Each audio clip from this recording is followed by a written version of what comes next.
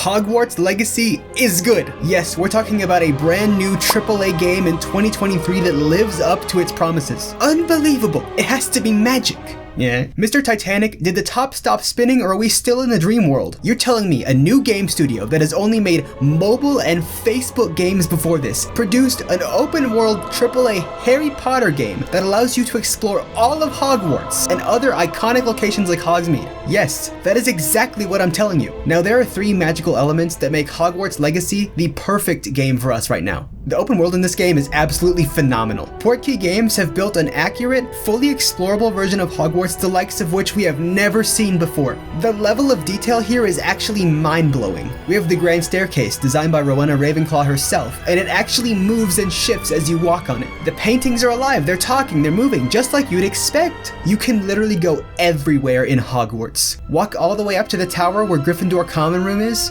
or delve deep into the dungeons to go to the Slytherin Common Room, and everything in between. There are hidden passageways, as there should be. It's like every box I want to check for what I want in a virtual Hogwarts is present. They just nailed it. Hogwarts is one of the single most fascinating locations in all of fiction, and they have perfectly represented it here. The School of Witchcraft and Wizardry is a character on its own. It has hundreds of years of lore and history within its walls, and so many tales to tell. Honestly, seeing how lovingly the developers have crafted Hogwarts and Hogsmeade, the Forbidden Forest, and these areas is enough to make any Harry Potter fan cry. My biggest compliment about the open world is that it does not feel like a Ubisoft game. It's unique and compels you to explore it without any other kind of incentive. You just want to know what's out there. You want to see every nook and cranny of the castle. You want to know what's in the Forbidden Forest. You want to see Hogsmeade in glorious detail. It's just fascinating. It calls you to explore. A surprising thing about this game is that the combat turned out to be good. I was worried watching the trailers and the gameplay showcases because the combat looked kind of floaty, literally, right? It looked like the kind of combat in the later Harry Potter movies where they just kind of fling around a bunch of lights and they don't really say what they're doing and you just assume that it does something. Whereas here, there are quite the number of spells that do very different things. You can chain together different spells in combat to make combos, and it really makes the whole system feel like it has a lot of depth. I love that they put time into making this part of the game feel really good, because one of the most amazing things about the Wizarding world is the crazy and wacky spells that there are, and it's awesome to be able to use them in a way that doesn't feel boring or dry.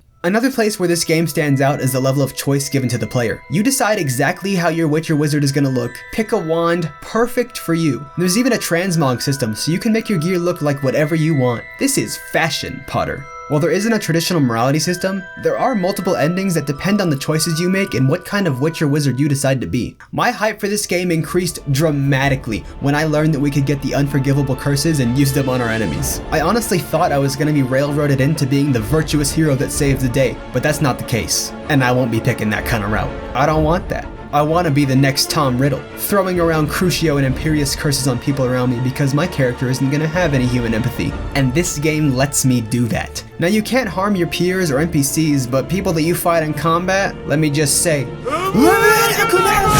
another big decision you'll make is what Hogwarts house you'll belong to during your time as a student. This is really the core of why Hogwarts Legacy will stand out as one of the best games of 2023. Everything I've talked about so far could be applied to people that aren't fans of the Wizarding world, because this is a great game that stands on its own. But to those of us that are Potterheads, it's like our wildest dreams have come true. I couldn't tell you how many times I've sat around fantasizing about being a student at Hogwarts, going to the classes there, learning magic, and just being immersed in that amazing fantasy world. After seeing and playing the previous Harry Potter games, I'd given up on such a thing ever happening outside the realm of my imagination. But here it is, on my screen, right in front of me. It's real. I can run around Hogwarts as much as I want and just get lost in this awesome universe. I want to really take my time with this game and do all the side quests, delve into all the optional content, and just see everything the game has to offer. I want to study. This game is making me want to study. I want the experience of being a Hogwarts student. This is the closest I'm gonna get until we get full dive VR games. What's even crazier than this game existing is that it actually works. Oh Lord, hallelujah, it works. Now, it's not perfect by any means. Nothing ever is. It has some performance issues on PC. There's some minor things like doors not loading for a few seconds when you walk up to them. But ultimately, Hogwarts Legacy delivers on the promise of bringing the Wizarding world to life.